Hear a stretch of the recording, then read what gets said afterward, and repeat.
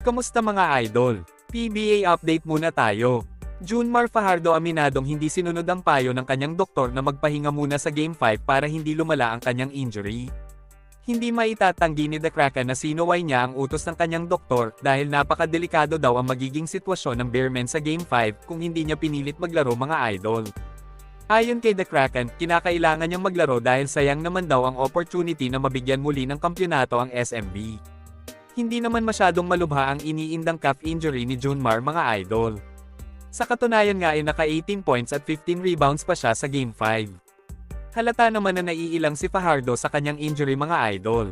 Mabuti na lang at the rescue sina Simon Enciso, Jericho Cruz at Benny Boatwright para matalo ang Magnolia Hotshots sa Game 5. Dahil sa 2 araw na pagpapahinga ni The Kraken, panigurado na ibubuhos na niya ang lahat ng kanyang makakaya para masungkit ang kampyonato sa Game 6. Magiging delikado kasi para sa Bearmen kung bibigyan pa nila ng pagkakataon ng hotshots na magwagi sa Game 6 mga idol. Bagamat sanay na ang SMB na lumaban sa Game 7 ng PBA Finals, hindi pa din sila pwedeng magpakakampante sa Magnolia.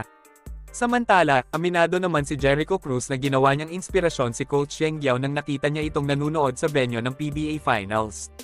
Sinabi ni Jericho na malaki ang pasasalamat niya kay Coach Yeng dahil kundi dahil kay Yeng Guiao ay wala siya ngayon sa PBA. Matatandaan na na-draft ng Rain or Shine si Jericho Cruz noong 2014. Naging malaki kagad ang impact niya sa PBA matapos tulungan ng Elasto Painters na masungkit ang kauna-unahan nilang championship sa PBA noong 2016 mga idol. Pero noong 2018, nagdemand si Jericho ng trade mula sa Rain or Shine at kalauna naman ay napunta siya sa TNT. Agad namang nagkaroon ng reunion si Cruz at Coach Yeng matapos silang magsama sa NLEX. Inaasahan naman na tatanghaling Finals MVP si Jericho Cruz sakaling masungkit ng Bearmen ang kampyonato sa Game 6. Kung hindi kasi dahil sa 30-point game performance na ginawa niya, siguradong magtutuloy-tuloy na ang momentum ng Magnolia at baka sila pa ang bansagan na Commissioner's Cup champion mga idol. Umaasa naman ng hotshots na sila pa din ang magwawagi sa PBA Finals. Ayon nga kay Calvin Abueva, gusto niyang mag-champion para makabili na siya ng bagong bahay. Sinabi nga noon ni Boss RSA na chairman ng San Miguel Corporation.